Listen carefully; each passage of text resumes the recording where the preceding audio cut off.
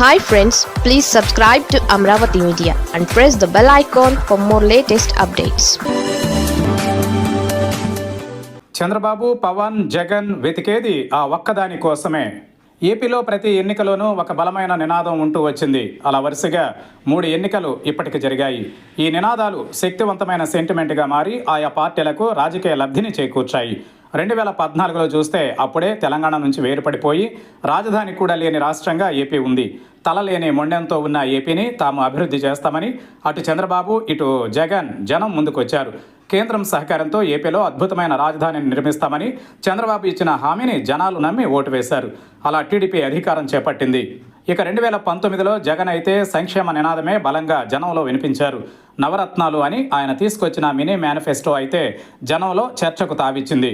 అప్పటికి 5 ఏళ్లు అభివృద్ధి మీద టీడీపీ ప్రభుత్వం పూర్తిగా ఫోకస్ పెట్టడంతో సంక్షేమం కోసం చూస్తున్న జనాల నాడిని జగన్ కరెక్ట్గా పట్టుకున్నారు. అందుకే ఆయన కొత్త పథకాలతో ఆకట్టుకుని ఏపీలో 151 సీట్లతో ముఖ్యమంత్రి అయిపోయారు. ఇక 2024 ఎన్నికల నాటికి కూటమిగా టీడీపీ, బీజేపీ, జనసేన ఏర్పడ్డాయి. ఈ పార్టీలన్నీ కలిసి అభివృద్ధితో పాటు సంక్షేమం కూడా మిక్స్ చేసి మరీ జనం వద్దకు వెళ్లారు. ఈ విధంగా చూస్తే 2024 ఎన్నికలలో కూటమిని సూపర్ 6 హామీలు ప్లస్ డెవలప్మెంట్ నినాదం కలిపి గెలిపించాయని చెప్పక తప్పదు. అంతేకాదు, కని విని ఎరగని విధంగా ఘన విజయం కూటమికి దక్కింది. 164 సీట్లు సాధించి అసెంబ్లీ అంతా కూటమి పార్టీలు పంచుకున్నాయి. ఇక చూస్తే అమరావతి నినాదం 2024లో బాగా పనిచేసింది.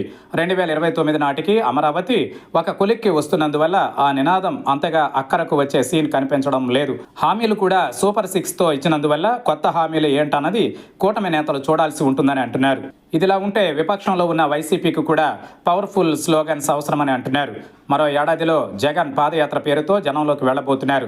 జగన్ కనుక పాదయాత్ర చేపడితే స్థానికంగా సమస్యల మీద మాట్లాడడంతో పాటు మొత్తం పాదయాత్ర అంతటా ఏపీని టోటల్గా ఆకట్టుకునే విధంగా, సెంటిమెంట్ని టచ్ చేసే విధంగా గట్టి నినాదం ఉండాలని అంటున్నారు. వైసీపీ అధినాయకత్వం దానికోసమే ప్రస్తుతం అన్వేషిస్తోందని అంటున్నారు. ఎన్నికలలో కోట్లాది మంది జనాలను ఒకే త్రాటిపైకి తెచ్చి తమ వైపు తిప్పుకోవాలి అంటే రాజకీయ పార్టీలకు సమర్థవంతమైన నినాదం ఉండాలని అంటున్నారు. ప్రతి విమర్శల వల్ల పని కాదని కూడా విశ్లేషిస్తున్నారు. అవి టైం పాస్కి మాత్రమే సరిపోతాయని చెబుతున్నారు.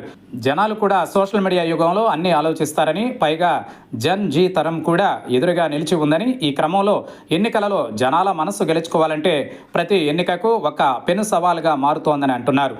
మొత్తానికైతే చంద్రబాబు, జగన్, పవన్ కూడా నినాదాల కోసం సెర్చ్ చేయాల్సిన అవసరం ఉందని అంటున్నారు.